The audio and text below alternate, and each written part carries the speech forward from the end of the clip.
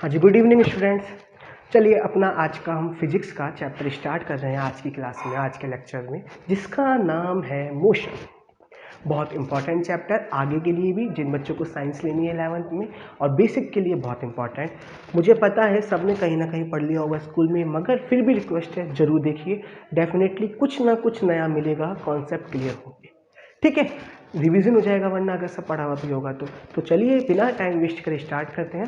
20 से 25 मिनट्स की वीडियो होगी। कल आपका है डाउट सेशन मैटर का, होपफुली आपने वो देख लिया होगा। जो भी डाउट है वो मेरे से आप कर लेना। तो बच्चों, चैप्टर का नाम है मोशन। इसे पढ़ने से पहले देखो, आप लोगों ने जनरली देखा होगा कि ऐसे बहुत सारे ऑब्जेक्ट्स होते हैं। ऑब्जेक्ट मतलब कुछ भी, एनीथिंग, कुछ भी। ठीक है, चेयर में आप कुछ भी हो सकता है फिजिक्स की भाषा में ऑब्जेक्ट।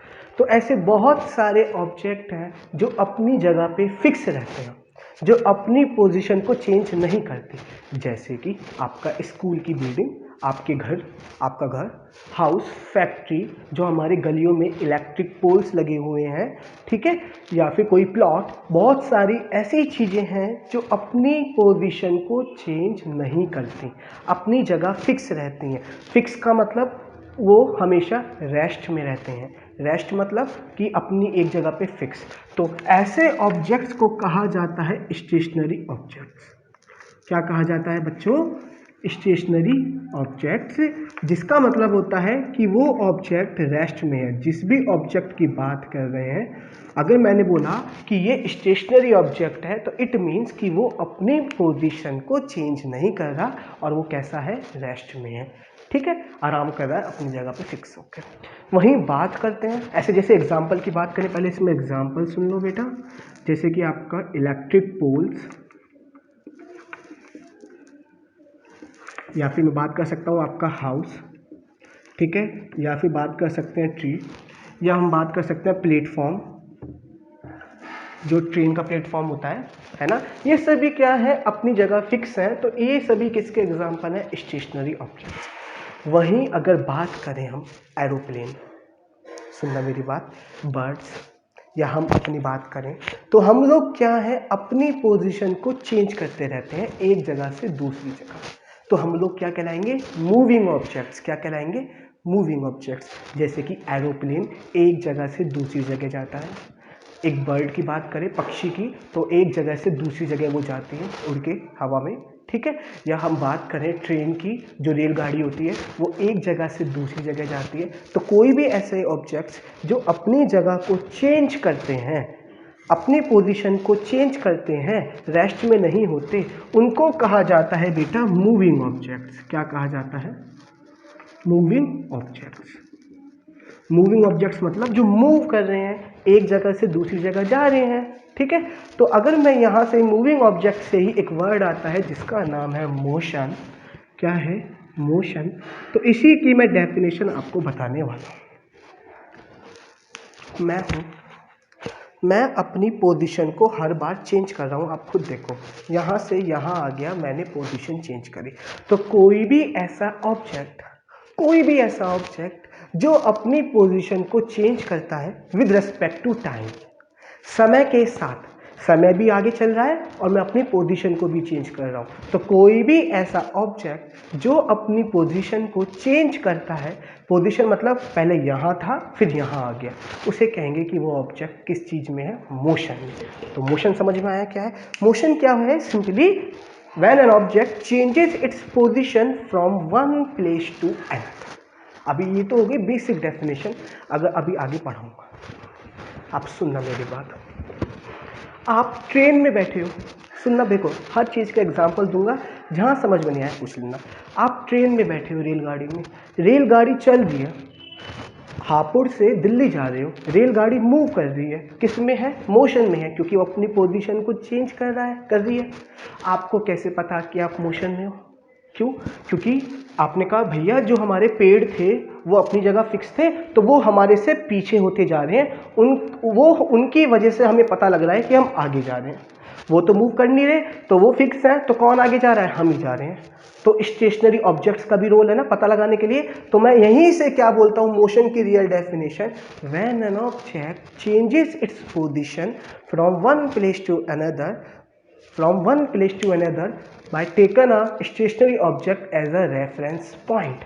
स्टेशनरी ऑब्जेक्ट को रेफरेंस पॉइंट मान के मैं हूँ, मुझे कैसे पता कि मैं मूव कर रहा हूँ? क्योंकि जो ऑब्जेक्ट मेरे स्टेशनरी हैं, जैसे ये मोबाइल फ़ोन जिसमें आप वीडियो देख रहे हो, मैं रिकॉर्ड कर रहा हूँ, वो स्टेशनरी है। उसको देखते देखते मैं आगे जा रहा हूँ, तो मुझे पता चल रहा है कि मैं मोशन में हूँ।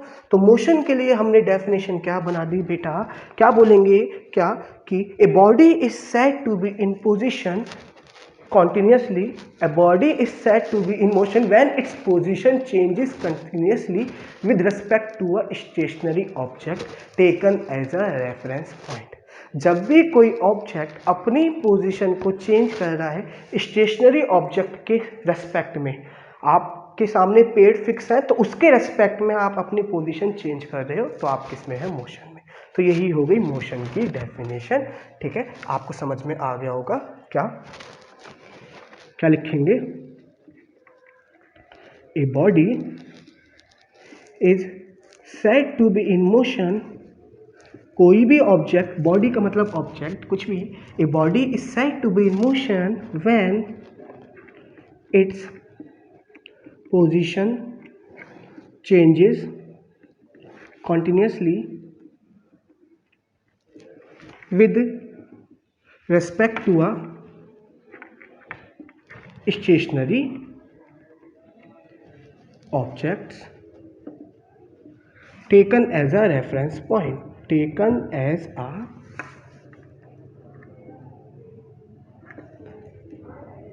कोई बॉडी ए पे है, वो धीरे धीरे अपनी पोजीशन को चेंज करते करते बी पे आ गया, तो मैं कह सकता हूँ कि ये जो बॉडी थी जो यहाँ मूव करते करते यहाँ तक आ गई, ये जो बॉडी थी सर्कल जैसी बॉडी, ये किस में है? आपकी मोशन में, क्योंकि इसने अपनी पोजीशन को लगातार चेंज करा समय के साथ भी, और साथ में किसकी रेस्पेक्ट में? स्टेशनरी ऑब्जेक्ट्स के रेस्पेक्ट में। जैसे आपको मैंने ट्रेन वाला एग्जांपल दिया था। तो मोशन आपको बेसिकली समझ में आ गया होगा। तो जितनी भी मूविंग बॉडी होती हैं, जैसे एरोप्लेन, शिप, बस, है ना, या पक्षी, या हम भी मूव कर रहे हैं, तो हमारी एक कॉमन कैरेक्टरिस्टिक है क्या? कि हम अपनी पोजीशन को चेंज करते हैं with respect to time, with respect to a stationary object taken as a reference point। तो हम ये सब किस में कहलाते हैं? मोशन में। तो इसलिए ये मोशन की डेफिनेशन पूरी प्रॉपर हो गई। जिसको समझ में नहीं आया आप पूछिए। रेलगाड़ी, एरोप्लेन सब किस में होते हैं? मोशन में। ठीक है, आगे चलते हैं। आप आगे सुन लीजिए, मैं हर चीज़ बहुत अच्छे से समझाऊंगा, क्लियर करूंगा। जहां दिक्कत हो टॉपिक पे वेट मत करो, तुरंत वीडियो पॉज करो, पूछो। हो सकता है कि आपको वीडियो आज ना मिल रही हो क्योंकि लेट हो गया हो, कल मिले तो अब देख लीजिएगा। मैं अभी बता देता हूँ, कल थर्सडे है, आपकी कल जूम ऐप पे मीटिंग है मैटर की। ओके, और इसकी वीडियोस प्लीज़ जिन्होंने मैटर की वीडियो देखी हो ना देखी हो मुझे पता नहीं, ये वीडियो डेली आएंगी कि एक हफ्ते में चैप्टर ख़त्म करना है, तो प्लीज़ कोशिश करिए देखने का। ओके, अब इसके बाद आगे पढ़ते हैं। ठीक है, अब सुन लीजिए मेरी बात। इसके बाद क्या आता है? अगर कोई बॉडी फास्ट मूव करती है, अगर कोई बॉडी, आप सुनना मेरी बात, आप समझो मेरी बात, मैं बहुत आराम से अपनी पोजीशन को चेंज कर रहा हूँ, अपना मतलब चल तो रहा हूँ एक जगह से दूसरी जगह, मगर बहुत स्लोली। तो आपको जो मेरा मोशन होगा उसको डिटेक्ट करने में थोड़ी दिक्कत होगी। वहीं अगर मैं तेज चलूँगा तो मेरा मोशन ईजिली ऑब्जर्व हो जाएगा। तो अगर जो ऑब्जेक्ट जितना तेज चलेगा उसका मोशन हमें उतनी जल्दी ऑब्जर्व होगा, और जो ऑब्जेक्ट जितना स्लो चलेगा उसका मोशन हमें उतना धीरे ऑब्जर्व होगा। एग्जाम्पल के तौर पे हमारे घरों में घड़ी लग रही है, देखा होगा, तो जो सेकंड वाली हमारी हैंड होता है, सेकंड हैंड जो होता है, जो सेकंड वाली सुई होती है, उसको तो हमें बहुत जल्दी मूव करते हुए दिखते हैं। जो घूमती रहती है लगातार, जो सेकंड वाली होती है आपकी, ठीक है, सुई जो होती है घड़ी में सेकंड वाली, वो बहुत तेज़ी से मूव करती रहती है, टक टक टक टक। तो इसका मतलब कि आपको उसका मोशन बहुत ईजिली दिख रहा है, क्योंकि वो अपनी पोजीशन चेंज कर रही है, बार बार 12 से स्टार्ट होकर घूम फिर के 12 पे आ रही है, मोशन कर रही है। लेकिन बात करें मिनट हैंड की, जो हमारा मिनट्स बताता है, उसकी स्पीड थोड़ी सी, वो थोड़ा सा स्लो मूव करती है, तो उसका मोशन हम अच्छे से नहीं देख पाते। मूव तो करती है मगर हम डिटेक्ट नहीं कर पाते। बात करते हैं घंटे वाली सुई, जो आर वाली होती है, जैसे 1 से 2 में 1 घंटा लगता है जिससे आने में, उसकी जो स्पीड है वो बहुत ही कम है, वो बहुत आराम से मूव कर रही है, तो उसका मोशन को देखने में भी हमें दिक्कत हो रही है। तो जो ऑब्जेक्ट जितना तेज़ी से मूव करेगा उसका मोशन उतनी जल्दी ऑब्जर्व होगा, और जो ऑब्जेक्ट जितना स्लो मूव करेगा उसका मोशन उतनी स्लो हमें ऑब्जर्व होगा। ठीक है, तो यहाँ से समझ में आया, जितना तेज उतना जल्दी मोशन होगा ऑब्जर्व, और जितना स्लो उतना रेट उतना ही स्लो ऑब्जर्वेशन होगी। ठीक है, यहाँ तक समझ में आ गया आपको। अब आगे सुन लीजिए। ठीक है, मोशन हमारे बहुत सारे होते हैं, एग्जाम्पल बताएंगे। सर्कुलर मोशन कई तरीके के होते हैं, जैसे झूले पे आप झूला झूल रहे हो तो वो भी मोशन है, क्योंकि लगातार अपनी पोजीशन चेंज कर रहे हो। ठीक है, पेंडुलम होता है, वो लगातार मूव करता रहता है, अपनी पोजीशन चेंज करता रहता है, तो वो भी मोशन में है। तो बहुत सारे मोशन होते हैं। आप स्विंग करते रहते हो, पक्षी अपने विंग्स को, जो उसके विंग्स है उसको मूव करता रहता है, तो वो भी विंग्स मोशन में है। तो मोशन कई तरीके के होते हैं। हमारा वो मकसद नहीं है मोशन पढ़ाना, हमें पहले बेसिक आना चाहिए। 11th में हम बहुत सारे मोशन पढ़ेंगे। ठीक है, तो चलिए सुनिए आगे। इसके बाद बेटा आज मुझे पूरा इंट्रोडक्शन ख़त्म करना है, कुछ टॉपिक। मोशन जो होते हैं बेटा वो जनरली आपके 2 तरीके के होते हैं। एक होता है यूनिफॉर्म मोशन, सुनते रहिए मेरी बात, ग्राफ भी हैंड टू हैंड समझाऊंगा आपको, सबको पता होना चाहिए। और एक होता है नॉन यूनिफॉर्म मोशन। मोशन भी हमारे 2 तरीके के होते हैं, एक यूनिफॉर्म मोशन, एक नॉन यूनिफॉर्म मोशन। अब पहले पढ़ते हैं हम यूनिफॉर्म मोशन। मान लीजिए मैंने बताया मोशन का मतलब टाइम के साथ अपनी पोजीशन चेंज कर रहा हूँ। पहले सेकंड में मैंने 1 मीटर डिस्टेंस कवर करा, फर्स्ट सेकंड में। नेक्स्ट 1 सेकंड में भी 1 मीटर का डिस्टेंस कवर करा, नेक्स्ट 1 सेकंड में भी 1 मीटर का डिस्टेंस करा, जस्ट लाइक इट। मान लीजिए मैं ए पे था, 2 सेकंड बाद मैं बी पे आ गया। कितना डिस्टेंस चला मैंने? 1 मीटर। बी से सी पे आ गया, कितना डिस्टेंस चला? 1 मीटर। कितने टाइम में? अगेन 2 सेकंड में। फिर सी से डी पे आ गया, अगेन कितना मीटर चला? 1 मीटर। कितने सेकंड में? 2 सेकंड में। यानी हर बार इक्वल डिस्टेंस चल रहा हूँ, 1 metre 1 metre 1 metre, equal distance चल रहा हूँ in equal interval of time. Starting के 2 सेकंड में भी 1 मीटर, नेक्स्ट 2 सेकंड में भी 1 मीटर, नेक्स्ट 2 सेकंड में भी 1 मीटर। खुद सोचो, ए से डी पे पहुंच गया, पोजीशन चेंज हो गई, टाइम भी बढ़ गया स्टेशनरी ऑब्जेक्ट के रेस्पेक्ट में, तो ये मोशन में है। और मोशन क्या कहलाएगा उस केस में? Uniform motion. क्या होगा? विच कवर्स, कौन सी जो ऑब्जेक्ट इक्वल डिस्टेंस चलते हैं इन इक्वल इंटरवल ऑफ टाइम। यानी अगर आपसे बात करें, मान लीजिए आपकी जो गाड़ी में है वो इंटरवल जो होता है वो आप चाहे 1 सेकंड का मानो, चाहे 1 घंटे का मानो, चाहे 10 घंटे का, वो आपके ऊपर है। एग्जाम्पल के तौर पे आप यहाँ से दिल्ली जा रहे हो, आपने पहले घंटे में 40 किलोमीटर गाड़ी चलाई, अगले घंटे में भी आपकी गाड़ी की रीडिंग कितनी आई? 40 किलोमीटर आगे बढ़ गई। अगले घंटे में भी 40 किलोमीटर। तो आपका मोशन क्या कहलाया जाएगा? Uniform motion. क्यों? क्योंकि आप हर बार इक्वल डिस्टेंस चल रहे हो इक्वल इंटरवल ऑफ टाइम में। तो when a body covers equal distance in equal interval of time, then it is said to be in uniform motion. Uniform का मतलब होता है जो एक सिंपल रेट से इंक्रीज हो रहा है हर बार। ठीक है, यूनिफॉर्म है। यूनिफॉर्मली डिस्ट्रीब्यूशन का मतलब चारों तरफ फैल गया ना, तो इसी तरीके से यूनिफॉर्म मोशन का मतलब है कि हर बार सेम डिस्टेंस चल रहा है सेम टाइम, ना तो टाइम चेंज कर रहे वो, मतलब अगर पहले घंटे में 40 चला है तो अगले में भी 40 ही चल रहा है, अगले घंटे में भी 40 चल रहा है। ठीक है, तो यूनिफॉर्म मोशन समझ में आ गया होगा। अगर यूनिफॉर्म मोशन की हम ग्राफ की बात करते हैं बच्चों, ग्राफ बनाने के लिए आता है, तो याद रखिएगा हमेशा एक बहुत अच्छी चीज़ बता रहा हूँ। ये होती है मेरी एक्स एक्सिस, ये होती है मेरी वाई एक्सिस। याद रखना, वाई एक्सिस पे हमेशा डिस्टेंस लेते हैं बेटा, और एक्स एक्सिस पे हमेशा टाइम। अब आपको कैसे पता कि एक्स एक्सिस पे टाइम लेना है और वाई एक्सिस पे डिस्टेंस? एक बहुत अच्छी चीज़ बता रहा हूँ, कभी भूलोगे नहीं किसी ग्राफ में। एक इक्वेशन होती है बेटा इसकी, y equal to m x. ये आपके सिलेबस का पार्ट नहीं है, मगर सुन लो क्योंकि मैंने बोला इंपॉर्टेंट चीज़ें भी बताता रहूँगा। y equal to m x, इस कंपेयर में y एक्सिस ये एक्स एक्सिस ये होता है स्लोप, ये क्या होता है एम क्या होता है स्लोप। जो भी ग्राफ बनाया, जैसे मान लो ये बनाया तो ये हो गया स्लोप। जरा स्पीड का फॉर्मूला क्या होता है बेटा, डिस्टेंस अपॉन टाइम, है ना। यहां से आप सुनते रहना मेरी बात, डिस्टेंस कितना आ जाएगा, स्पीड इनटू टाइम, यही तो आएगा। Speed equal to distance upon time होता है। अभी आगे पढ़ाऊंगा मैं क्या कैसा है ये फॉर्मूला, फिलहाल के लिए आपको पता होगा, बचपन से पढ़ते आ रहे हो। डिस्टेंस का फॉर्मूला क्या हो जाएगा, speed into time.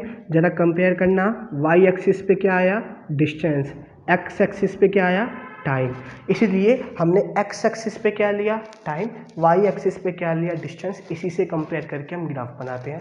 Basic equation क्या है, y equal to m x, ठीक है। आप कोई सा भी ग्राफ कंपेयर कर लो, हमेशा ऐसे ही होगा। तो हमेशा डिस्टेंस टाइम, मैंने डिस्टेंस और टाइम क्यों लिया, मोशन में दो चीज़ें हैं क्या, एक तो वो डिस्टेंस कवर कर रहा है, हर बार कुछ पोजीशन चेंज कर रहा है। मान लो मैं ए से बी पे आ गया, मेरी पोजीशन चेंज हो गई, तो मैंने कुछ डिस्टेंस कवर करा है ना, तो वो डिस्टेंस आ गया। और साथ में किसके रेस्पेक्ट में, टाइम के साथ, किसके साथ टाइम के साथ, तो टाइम भी बढ़ रहा है। तो इसलिए जो यूनिफॉर्म मोशन में हम ग्राफ बनाते हैं वो किसका बनता है, डिस्टेंस और टाइम का, और वो हमेशा आता है स्ट्रेट लाइन। क्या आता है, स्ट्रेट लाइन। बहुत अच्छे अच्छे ग्राफ बताऊंगा आगे, अभी आपने स्कूल में सुने भी नहीं होंगे, तो इसलिए सबसे रिक्वेस्ट है सुनते रहिएगा, ठीक है। स्ट्रेट लाइन ये किसका ग्राफ होता है, यूनिफॉर्म मोशन का स्ट्रेट लाइन। क्या, इसका एक एग्जांपल समझते हैं। मान लीजिए मैं बात कर रहा हूँ कि मेरे ट्यूशन का एक बच्चा है, वो अपने घर से स्कूल जाता है सुबह। उसने स्टार्टिंग के पहले सेकंड में कितना डिस्टेंस चला, 2 मीटर। फिर अगले नेक्स्ट सेकंड में कितना चला, तो 2 सेकंड में कितना हो जाएगा, 4 मीटर। अगले सेकंड में वो कितना डिस्टेंस पहुंच गया, 6 मीटर। या ऐसे में समझो, यहाँ मान लीजिए ये इसका होम है घर, और ये रहा इसका स्कूल। पहले सेकंड में 1 मीटर, अगले सेकंड में भी 1 मीटर, अगले सेकंड में भी 1 मीटर, और स्कूल आ गया। तो ये कैसा मोशन, यूनिफॉर्म। जरा इसका ग्राफ बनाना। डिस्टेंस कितना कितने का लिया है, 1 मीटर का, तो 0 से स्टार्ट करा 1 मीटर, यहाँ से लेके यहाँ तक वो कितना डिस्टेंस कर चल चुका, 1 + 1 + 1 कितना मीटर, 3 मीटर। टोटल डिस्टेंस कितना चल चुका, वो 3 मीटर। टोटल टाइम कितना लग चुका, 3 सेकेंड, है ना। और हर बार 1 सेकंड में कितना चल रहा था, 1 मीटर। तो जरा टोटल डिस्टेंस कितना है, 3, तो बना दो 2 मीटर 3 मीटर। टोटल टाइम कितना है, 3 सेकंड, 1 का इंटरवल है, तो 1 सेकंड 2 सेकंड 3 सेकंड। 1 सेकंड पे कितना डिस्टेंस चला, ये 1 सेकंड, ये 2 सेकंड, ये 3 सेकंड। 1 सेकंड पे कितना डिस्टेंस चला, 1 मीटर। अगले सेकंड पे 2 सेकंड पे कितना डिस्टेंस चल गया, 2 मीटर। आप खुद देखो यहाँ तक 2। 3 सेकंड में कितना चल दिया, 3 मीटर। तो जब इसका आप ग्राफ बनाओगे तो देखो कैसा आ रहा है, यूनिफॉर्म मोशन। इसका मतलब हर बार इक्वल डिस्टेंस चल रहा है, इक्वल इंटरवल ऑफ टाइम में। पहले सेकंड कितना चला, 1 मीटर। फिर अगले सेकंड में कितना चला, 1 मीटर। फिर अगले सेकंड में कितना चला, 1 metre 1 metre. 1 second 1 metre, 1 second 1 metre, 1 second 1 metre. ऐसे आया ग्राफ ये। तो ये होता है ग्राफ किसका बेटा, बेसिकली आपका यूनिफॉर्म मोशन का। होपफुली आपको समझ में आ गया होगा, ठीक है, कि यूनिफॉर्म मोशन क्या होता है, ठीक है। इसके बाद सुन लीजिए, इसके बाद हम आगे पढ़ते हैं। तो यूनिफॉर्म मोशन का जो ग्राफ होता है जनरली वो क्या होता है बेटा, आपका स्ट्रेट लाइन। मैं यहाँ लिख देता हूँ, ग्राफ क्या होता है इसका, स्ट्रेट लाइन। ये आ सकता है डिफरेंस करने, तो पहला क्या लिखेंगे, when a body covers equal distance in equal interval of time then it is said to be in uniform motion. The graph of the uniform motion will be shown below, जैसे बना दोगे, and it will be a straight line. कैसा होगा, straight line, ठीक है। चाहे आप example देके समझा सकते हो। ये तो हो गया मेरा यूनिफॉर्म मोशन। बात करते हैं non uniform motion. Non uniform motion इसका उल्टा, अपोजिट है। अपोजिट क्या, कि जब मान लीजिए, समझिए एग्जांपल, पहले सेकंड मैंने चला 1 मीटर, अगले सेकंड में चला 2 मीटर, यानी हर बार इक्वल डिस्टेंस कवर नहीं कर रहा। आप दिल्ली जा रहे हो, पहले घंटे तो आपने चला 40 किलोमीटर, फिर अगले घंटे आपने चला 50 किलोमीटर, फिर अगले घंटे आपने चला 30 किलोमीटर, यानी इक्वल डिस्टेंस आप ट्रेवल नहीं कर रहे ना। पहले 40 चला, फिर 30 चला, फिर 50 चला, अलग अलग डिस्टेंस कवर करा है ना सेम टाइम में। तो ऐसे मोशन को कहा जाता है नॉन यूनिफॉर्म मोशन। क्यों, क्योंकि हर बार टाइम के साथ डिस्टेंस मेरा सेम नहीं आ रहा है, ठीक है। यहाँ क्या था, पहले किलोमीटर, अगर पहले घंटे में 4 किलोमीटर चलाऊं तो अगले घंटे में भी 4, अगले घंटे में भी 4। यहाँ ऐसा नहीं होगा। तो क्या लिखेंगे यहाँ पे, when object do not covered equal distance in equal interval of time. तो ऐसे ऑब्जेक्ट को हम क्या कहेंगे कि वो किस में है आपका, बेसिकली नॉन यूनिफॉर्म मोशन। ठीक है, ये कह सकते हैं when a body travels unequal distance, ये भी लिख सकते हैं when a body travels, short में अगर आपको confusion, travels unequal, when a body travels unequal distance, यहाँ equal distance, when a body travels equal distance, यहाँ unequal distance in equal interval of time. Example, पहले सेकंड में चला 2 metre, फिर अगले सेकंड में चला, ऐसे मान लो पहले सेकंड चला 2 मीटर, फिर अगले सेकंड चला मैं 3 मीटर, नेक्स्ट सेकंड 3 मीटर, फिर ये 1 सेकंड, ये 1 सेकंड 1 सेकंड, यहाँ चला 1 मीटर, यहाँ चला 2 मीटर, यहाँ चला 3 मीटर, ये 1 मीटर डिस्टेंस चला, ये 2 मीटर चला, यहाँ 3 मीटर। तो मैं यहाँ इक्वल डिस्टेंस कवर नहीं कर रहा, वहाँ क्या था, यहाँ भी 1, यहाँ भी 1, यहाँ भी 1। तो ऐसे जो मोशन होता है वो आपका क्या कहलाता है, नॉन यूनिफॉर्म मोशन। होपफुली आप लोगों को यहाँ तक समझ में आ गया होगा। ठीक है, आगे सुन लीजिए, खत्म होने वाली है बस वीडियो। इसका जो ग्राफ होता है बेटा, वो हमेशा होता है कर्व लाइन। कैसा ग्राफ होता है, कर्व लाइन। चाहे तो आप बना के देख लो, देखो कैसे। हमेशा इसका जो ग्राफ होता है, इसका ग्राफ होता है स्ट्रेट लाइन, इसका ग्राफ जो होता है नॉन यूनिफॉर्म मोशन का कर्व लाइन। एग्जाम्पल के तौर पे बना के देख लो, चलो इसे बना के देखते हैं। पहले सेकंड मैंने, मान लीजिए मैं गाड़ी थी, यहाँ से यहाँ तक पहुँच गया, ए से बी तक पहुँचने में मैंने चला 1 सेकंड, कितना डिस्टेंस, 1 मीटर। बी से सी तक पहुँचने में मैंने कितना डिस्टेंस चला, 2 मीटर, कितने सेकंड में, 1 सेकंड में। और यहाँ तक चलने में कितना चला, 3 मीटर 1 सेकंड में। यानी हर बार इक्वल डिस्टेंस नहीं चल रहा। तो जरा आप टाइम बताना, यहाँ तक कितना डिस्टेंस चल रही है, 1 + 2 + 3 6 मीटर, तो 2 4 6 मीटर। टाइम कितना है, 1 सेकंड का, 1 1 1 1 सेकंड 2 सेकंड 3। तो पहले सेकंड में कितना डिस्टेंस चला, 1 मीटर, 1 यही होगा, ये आ गया 1 यही तो होगा कहीं, जिसको नहीं आ रहा पूछो तुरंत। अगले सेकंड में कितना चला, 2 मीटर, तो कितना आ जाएगा, यहाँ तक 1 + 2 3 मीटर, तो 2 पे कितना आ जाएगा, 3 मीटर। ठीक है, 3 पे कितना चला, 3 2 5 6, कितना मीटर, 6 मीटर। आप खुद देखो कैसा लाइन आ रहा है, यहाँ स्ट्रेट आ रही थी, यहाँ क्या आ रही है, कर्व लाइन। तो हेंस यूनिफॉर्म मोशन का मतलब है कि पहले सेकंड में चला केवल 1 मीटर, अगले सेकंड चला फिर कितना डिस्टेंस, 2 मीटर, फिर अगले सेकंड यहाँ से लेके यहाँ तक पहुँचने में कितना डिस्टेंस लगा, 3 से 3 6 मीटर, 3 से 3 पे था ना यार, अब 6 पहुँच गया। तो हर बार इक्वल डिस्टेंस कवर नहीं हो रहा। यहाँ क्या था, पहले सेकंड में 1 मीटर, तो अगले में भी 1 मीटर, अगले में भी 1 मीटर, चाहे चेक कर लो। ठीक है, तो ये हो गए हमारे मोशन के टाइप्स, यूनिफॉर्म मोशन और नॉन यूनिफॉर्म मोशन। जिसको समझ में नहीं आया बेटा मेरे से पूछिए। ठीक है, एक छोटा सा पार्ट बता रहा हूँ बस, यहाँ पर आपका टॉपिक खत्म। ये हो गया मेरे मोशन का पूरा अच्छे से एक्सप्लेनेशन। अब सुनिए आगे। अब जो मैं आपको बताने वाला हूँ बेटा, इसमें जो अगला टॉपिक मुझे बताना है वो होता है फिजिकल क्वांटिटी। मैं डेफिनेटली कह सकता हूँ आधे बच्चों को नहीं पता होगा, क्या 90% बच्चों को नहीं पता होगा क्या होती है। ये तो पता होगा, 2 तरीके की होती हैं, एक स्केलर क्वांटिटी, एक वेक्टर क्वांटिटी। आज मुझे बस यही बताना है, स्केलर वेक्टर। इसके बाद कल से हम पढ़ेंगे स्टार्ट क्या, distance, displacement, speed, velocity, acceleration. Chapter खत्म, एक हफ्ते में चैप्टर खत्म कर दूंगा विद न्यूमेरिकल्स। अब सुनिए, फिजिकल क्वांटिटी की बात करते हैं बेटा।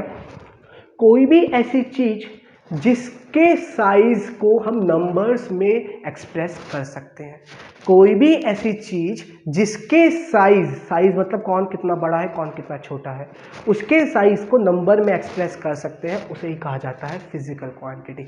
आप एक छोटा सा एग्जांपल लो, मेरा मास है 20 kg, आपका मास है 25 kg, तो हम दोनों ने अपने मास को नंबर में एक्सप्रेस कर दिया ना, दैट इज 20 and 25।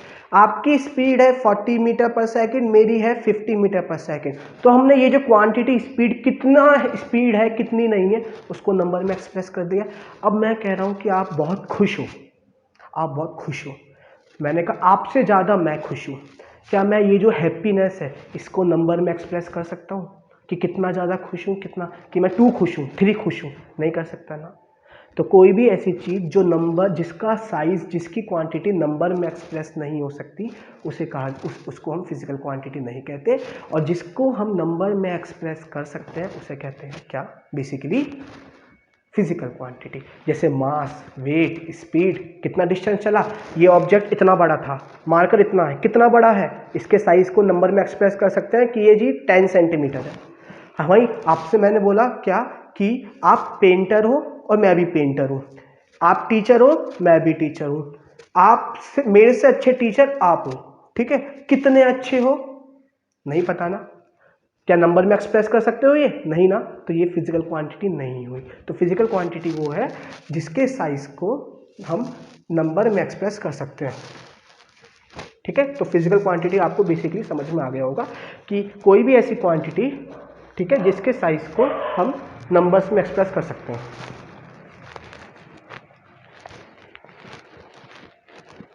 तो फिजिकल क्वांटिटी बेटा जनरली मेरे पास 2 तरीके की होती हैं, एक होती है स्केलर क्वांटिटी, एक होती है वेक्टर क्वांटिटी, ठीक है?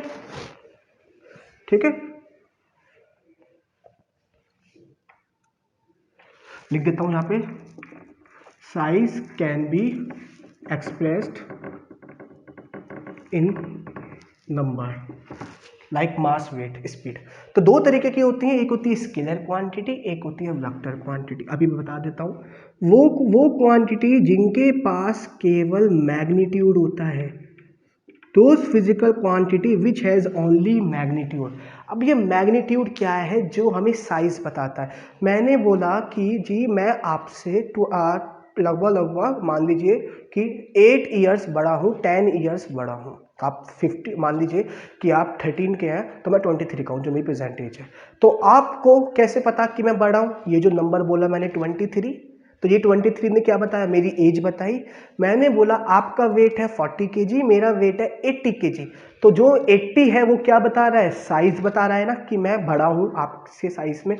तो जो साइज होता है उसे ही कहा जाता है मैग्नीट्यूड। ये जो हम न्यूमेरिकल वैल्यू लिखते हैं ना, न्यूमेरिकल वैल्यू, जैसे 20, 40, 50, 60, 80 मीटर पर सेकंड, ये जो 80 आ रहा है, ये जो न्यूमेरिकल वैल्यू आ रही है 1, 2, 3, इसे ही कहते हैं मैग्नीट्यूड, जो हमें साइज बताने में हेल्प करती है। तो those quantity which has only magnitude are known as scalar quantity, ठीक है, जो केवल हमें बता देती है। मैंने बोला आपकी स्पीड 20 मीटर पर सेकेंड है और मेरी 30, हम दोनों ने क्या बता दिया? एक दूसरे का मैग्नीट्यूड बता दिया, क्वांटिटी बता दी 20 और 30, ठीक है? तो हम दोनों कैसे हो गई? Scalar quantity. तो scalar quantity which has only magnitude and the vector quantity which has magnitude plus direction, जिसके पास मैग्नीट्यूड के साथ डायरेक्शन होता है। Those quantity which has magnitude as well as direction, यानी साइज तो बता रहे हो और साथ में किस डायरेक्शन में है वो साइज, कितनी डायरेक्शन में लग रहा है, कहाँ पर लग रहा है, वो होता है, तो वो क्वांटिटी वेक्टर। जैसे एग्जाम्पल, अभी मैं कल और अच्छे से समझाऊंगा, तभी जब जो भी पढ़ेंगे उनको एक्सप्रेस करेंगे स्केलर वेक्टर में। मैंने बोला 25 मीटर पर सेकंड की मेरी स्पीड है, और एक बोला मैंने 25 मीटर पर सेकंड इन ईस्ट। दोनों में क्या अंतर है? इसके पास तो केवल क्या है बेटा? मैग्नीट्यूड। इसने केवल हमें क्या बताया? साइज बताया कि 25, बस, कि स्पीड इतनी है जी, बस। इसने क्या बताया? मैग्नीट्यूड के साथ साथ डायरेक्शन, मैग्नीट्यूड के साथ साथ डायरेक्शन बता दी ना। तो ये क्या हो गई? Vector quantity. कौन का होगी स्केलर, कैसे कंपेयर करेंगे, सब बताऊंगा। आप किसी को भी नहीं कह सकते कि वेक्टर, जैसे आपने पढ़ा होगा डिस्प्लेसमेंट वेक्टर हो गई, डिस्टेंस स्केलर हो गई, रट लिया, नहीं, हम पढ़ेंगे क्यों ही, वहाँ डायरेक्शन कहाँ है, कहाँ है, वेलोसिटी में कहाँ है डायरेक्शन, एक्सेलरेशन में कहाँ है डायरेक्शन, वेट में कहाँ है डायरेक्शन, ये सब पढ़ाऊंगा। आपको रटना नहीं है कुछ भी, बस ये याद रखना है 2 तरीके की फिजिकल क्वांटिटी होती है, स्केलर वेक्टर। जिसके पास केवल मैग्नीट्यूड होता है वो होती है स्केलर क्वांटिटी। मैग्नीट्यूड मतलब जो हमें साइज बताता है, नंबर जो हम यूज़ कर रहे हैं 20, 30, 40, जैसे ये 25 मैग्नीट्यूड। और जब मैग्नीट्यूड के साथ अगर डायरेक्शन भी आ जाए कि किस डायरेक्शन में जा रहे हैं, किस डायरेक्शन में लग रहा है, तो वो बन जाती है वेक्टर क्वांटिटी। तो जैसे कि मैंने बोला यहाँ पे क्या एग्जांपल दिया मैंने, 25 मीटर पर सेकेंड केवल मैग्नीट्यूड है, यहाँ बोला 25 मीटर सेकेंड इन ईस्ट, यानी मैग्नीट्यूड तो ये रहा, साथ में इसकी डायरेक्शन बता दी कि किस डायरेक्शन में वो जा रहा है, तो ये हो जाएगी मेरी वेक्टर। तो ये हो गया मेरा स्केलर। समझाएंगे कल जब हम बारी बारी फिजिकल क्वांटिटीज पढ़ेंगे तब, ठीक है। तो ये हो गया मेरा यहाँ पे आज का टॉपिक खत्म, जिसको डाउट हो पूछ लेना। तो अभी तक हमने क्या पढ़ा, सबसे पहले हमने पढ़ा कि बहुत सारे ऑब्जेक्ट ऐसे होते हैं जो अपनी जगह पे फिक्स रहते हैं, रेस्ट में रहते हैं, अपनी पोजीशन चेंज नहीं करते, उन्हें कहा जाता है स्टेशनरी ऑब्जेक्ट। वहीं ऑन द अदर हैंड बहुत सारे ऐसे ऑब्जेक्ट हैं जो अपना एक जगह से दूसरी जगह अपनी जगहों को बार बार चेंज करते हैं, तो उन्हें कहा जाता है मूविंग ऑब्जेक्ट्स। और मूविंग ऑब्जेक्ट्स की एक बेसिक प्रॉपर्टी है कि वो अपनी पोजीशन को चेंज करते हैं विद रिस्पेक्ट टू टाइम। तो यहीं से मोशन की डेफिनेशन बनाई, when an object changes its position continuously, क्या, when an object changes its position continuously with respect to the stationary object taken as a reference point, then we can say that it is in a motion। कोई भी object अपनी position change कर रहा है with respect to the stationary object, तभी तो मुझे चलेगा पता जब वो पीछे जा रहे हैं फिक्स जगह स्टेशनरी ऑब्जेक्ट के रिस्पेक्ट में, विद रिस्पेक्ट टू टाइम, तो वो मोशन में। जो ऑब्जेक्ट जितना तेजी से मूव करता है उसका मोशन उतनी जल्दी ऑब्जर्व होता है, और जितना स्लो मूव करता है उसका मोशन उतना आराम से ऑब्जर्व होता है। जैसे मैंने घड़ी का बताया, सेकंड वाला बहुत जल्दी देख लेते हैं, मगर जो आर वाला होता है उसको बहुत मुश्किल से देख पाते हैं। मूव तो वो भी करता है। इसके बाद मैंने आपको बताया मोशन दो तरीके के होते हैं, यूनिफॉर्म और नॉन यूनिफॉर्म। जब बॉडी इक्वल डिस्टेंस कवर करती है इक्वल टाइम में, तो वो होता है यूनिफॉर्म मोशन, ठीक है। यूनिफॉर्म मोशन का ग्राफ होता है स्ट्रेट लाइन, मैंने आपको बता दिया। डिस्टेंस को वाई एक्सिस पे क्यों लिया, टाइम को एक्स एक्सिस पे, तो इसके लिए मैंने आपको एक इक्वेशन बताई सभी के लिए, y equal to m x, उससे कंपेयर करके आई, ठीक है। फिर बढ़ा है non uniform motion, when a body do not covers equal distance in equal interval of time, ठीक है। जैसे कि हमने पहले गाड़ी तेज भगा ली, फिर स्लो कर ली, फिर तेज कर ली, एक्सीलेटर दे दिया, फिर कम कर दिया, उसका ग्राफ कर्व लाइन होता है, ठीक है। कोई दिक्कत, बता दिया। इसके बाद मैंने बताया फिजिकल क्वांटिटी होती है फिजिक्स में, फिजिकल क्वांटिटी जिसके साइज को हम नंबर में एक्सप्रेस कर सकते हैं। खुश हो आप, उसको एक्सप्रेस नहीं कर सकते, दुखी हो उसको एक्सप्रेस नहीं कर सकते ना, नहीं कर सकते आप बिल्कुल भी। या आप मेरे से ज़्यादा इंटेलिजेंट हो, कितना ज़्यादा इंटेलिजेंट हो, आपका इंटेलिजेंट का क्या लेवल है, कितना है इंटेलिजेंसी आपके अंदर, नहीं बता सकते ना, तो वो फिजिकल क्वांटिटी नहीं है। अगर मैंने बोला आपका वेट कितना है, आप उसको नंबर में एक्सप्रेस कर सकते हो, तो वो होगी फिजिकल क्वांटिटी। दो तरीके की होती है, स्केलर और वेक्टर। स्केलर वो होती है जिसके पास केवल मैग्नीट्यूड होता है, वेक्टर वो होती है जिसके पास मैग्नीट्यूड के साथ डायरेक्शन। मैग्नीट्यूड मतलब साइज, डायरेक्शन मतलब किस डायरेक्शन में जा रहा है। दोनों एग्जाम्पल दिए थे, ठीक है। आज के लिए इतना, कल आगे पढ़ेंगे। वीडियो डेली मिलेगी, कल भी मिलेगी वीडियो, और कल आपकी लाइव क्लास है 3 बजे। किसकी, जो मेरी सेंटर वाले बच्चे हैं अग्रवाल क्लासेस वाले, उनकी 3 बजे से, 3:15 बजे से, और जो स्कूल वाले बच्चे हैं उनकी 4 बजे से है। तैयार रहिएगा डाउट्स लेने के लिए। Okay, thank you class.